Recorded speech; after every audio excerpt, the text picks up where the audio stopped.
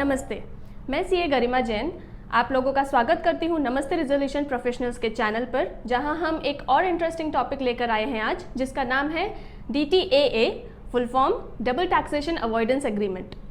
जैसे जैसे ग्लोबलाइजेशन बढ़ रहा है, लिबरलाइजेशन बढ़ रहा है, बहुत सारे लोग आउट ऑफ कंट्रीज जा रहे हैं, अर्न कर रहे हैं, तो टैक्सेशन भी कॉम्प्लेक्स होते जा रहा है। इसके लिए सारे कंट्रीज स्टेप्स लेते हैं ताकि नॉर्मल लोगों को, नॉर्मल पब्लिक को ज़्यादा तकलीफ ना जाए टैक्सेशंस में, तो वो लोग ट्रीटीज़ करते हैं एक दूसरे में, जो कि है डबल टैक्सेशन अवॉइडेंस एग्रीमेंट्स कहलाए जाते हैं वो। तो आज है हमारे साथ सीए शिवानी लुल्ला। हम लोग उनसे आज जानेंगे कि डबल टैक्सेशन होता क्या है और उसके क्या क्या कंप्लायंसेस होते हैं। तो शिवानी जी, मेरा पहला सवाल ये है कि डबल टैक्सेशन एग्जैक्टली क्या होता है? नमस्ते। तो गरिमा जी, डबल टैक्सेशन ये होता है कि सपोज करिए कि कोई एक पर्सन है जो कि इंडिया का रेसिडेंट है, बट उसकी जो इनकम है उसका सोर्स है यूके, यूनाइटेड किंगडम। तो ऐसे केसेस में क्या होता है कि उसके ऊपर इंडिया में भी टैक्स लग जाता है और यूके में भी टैक्स लग जाता है। तो it creates a situation of double taxation which creates a burden on the assessee. So this is a basic concept of double taxation. Okay, तो मतलब अगर मैं यूके में अगर मेरा रेसिडेंस है और मैं इंडिया से भी इनकम अर्न कर रही हूँ, तो दोनों जगह पे टैक्सेशन लगेगा, वो जनरल सी बात है वहाँ के लॉस के हिसाब से और यहाँ के लॉस के हिसाब से। ओके, तो क्या ऐसे कोई टाइप्स है जैसे मैं इन टैक्सेशन से रिलीफ गेन कर सकती हूँ? Yes, there are two types, basically दो टाइप होते हैं। पहला टाइप होता है यूनिलैटरल रिलीफ और दूसरा टाइप होता है बायलैटरल रिलीफ। तो अगर हम बायलैटरल रिलीफ में और थोड़ा सा डेप्थ में जाएं तो उसमें भी दो मेथड्स होते हैं। पहला होता है टैक्स एग्जम्पशन मेथड और दूसरा होता है टैक्स क्रेडिट मेथड।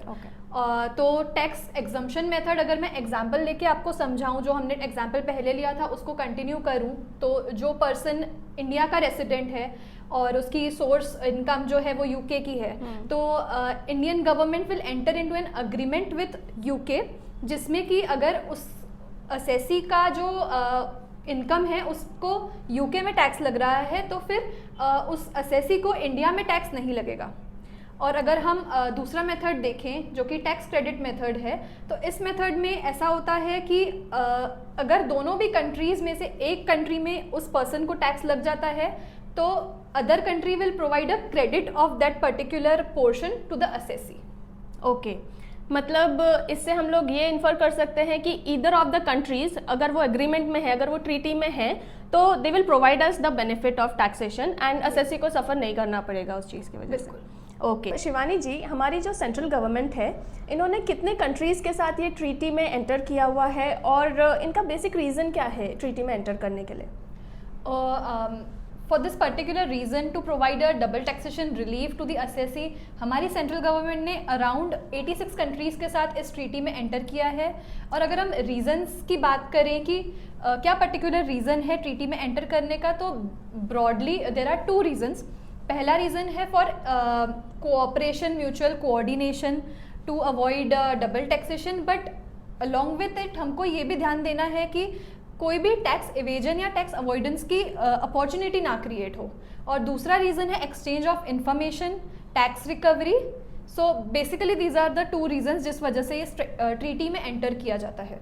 ओके, क्या हमें इसमें से कुछ पॉइंट्स लेने चाहिए, कुछ नोट डाउन करना चाहिए इसमें से? हाँ, एक पॉइंट ये है कि अगर दो रेट्स हैं जो कि एप्लीकेबल है असेसी को, तो एक पर्टिकुलर वो ही रेट लिया जाएगा जो कि बेनिफिशियल टू द असेसी है। ये एक पर्टिकुलर रीज़न है, जो पॉइंट है जो हमको नोट करना चाहिए। तो आपके आंसर से मैं ये समझ सकती हूँ कि GAAR जो कि है जनरल एंटी अवॉइडेंस रूल, वो हमेशा हर ट्रीटी पे, हर लॉ पे प्रिवेल करेगा जी। That is the ultimate authority. Okay, तो जब हम लोग ये क्रेडिट लेना चाहें, DTA का बेनिफिट लेना चाहें, तो जैसे एक डॉक्यूमेंट मुझे मेरी जानकारी में है जो कि है TRC, that is a tax residence certificate. So इसके अलावा भी क्या और डॉक्यूमेंट्स लगते हैं, या ये TRC क्यों लगता है, या हमें ये कहाँ सबमिट करना पड़ता है जिससे कि हम क्रेडिट ले सकें? तो TRC यानी कि होता है टैक्स रेसिडेंस सर्टिफिकेट। ये particular certificate is to be submitted by a non resident. Okay, non resident जो होते हैं वो ये रिलीफ क्लेम नहीं कर सकते, ये क्रेडिट क्लेम नहीं कर सकते जब तक वो टैक्स रेसिडेंट सर्टिफिकेट फर्निश नहीं करते हैं। ओके। तो अगर उनको क्रेडिट क्लेम करना है अपने रिटर्न में तो उसके लिए उनको टैक्स रेसिडेंट सर्टिफिकेट फर्निश करना पड़ेगा।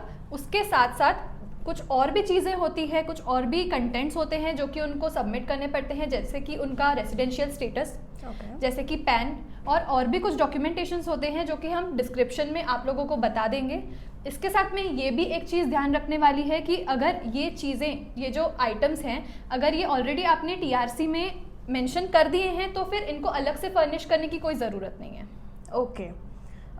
सो अगर कोई कंट्री के साथ हम लोगों का एग्रीमेंट नहीं है, कोई ट्रीटी नहीं है, like there is no DTAA with any of the countries, तो हम लोग क्या क्रेडिट ले सकते हैं वहाँ के टैक्सेशन का, या फिर कौन सी कंडीशंस, कौन सी सिचुएशंस अप्लाई होंगी इस केस में?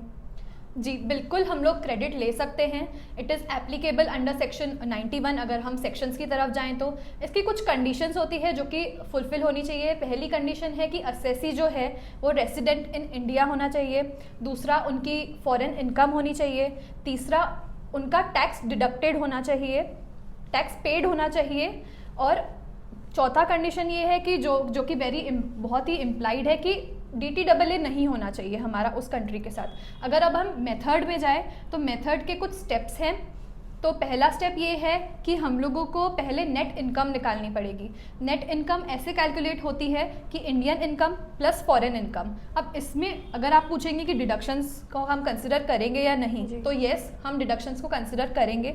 After considering deductions under chapter 6A ये नेट इनकम कैलकुलेट की जाती है। फिर इसके ऊपर टैक्स कैलकुलेट किया जाता है। और टैक्स में ये चीज़ एक नोट करने वाली है कि हम हेल्थ और एजुकेशन सेस और सरचार्ज भी कंसिडर करेंगे। अब आपका टैक्स आ गया।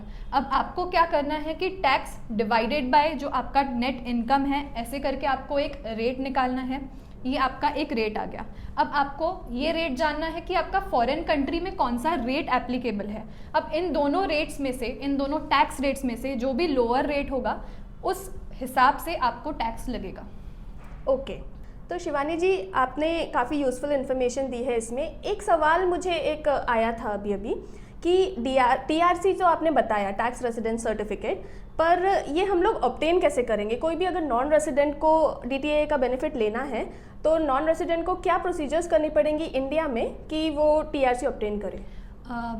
जी गरिमा जी, वैसे तो बहुत सी अलग अलग प्रोसीजर्स हैं अलग अलग कंट्रीज़ के अकॉर्डिंग। बट अगर हम इंडिया की बात करें तो गवर्नमेंट ने एक फॉर्म रिलीज़ किया है, एक फॉर्मेट रिलीज़ किया है, दैट इज़ फॉर्म 10F, जिसमें कि ये पर्टिकुलर डिटेल्स आपको फिलअप करनी पड़ती है, जिसके थ्रू आप टैक्स रेसिडेंट सर्टिफिकेट फर्निश कर सकते हैं। तो जैसे कि अभी हमने डिस्कशन किया डबल टैक्सेशन अवॉइडेंस एग्रीमेंट पर, सेंट्रल गवर्नमेंट ऑफ इंडिया हर एक पॉसिबल स्टेप लेती है ताकि जनरल पब्लिक को ज़्यादा तकलीफें ना हो टैक्सेशन से रिगार्डिंग। DTAA में कंप्लायंसेस थोड़े ज़्यादा हैं पर ज़रूरी हैं। अगर आपको कोई भी डाउट हो, कोई भी क्वेरीज हो, आप नीचे दिए गए कॉन्टैक्ट डिटेल्स पे हमें कॉन्टैक्ट कर सकते हैं। नमस्ते।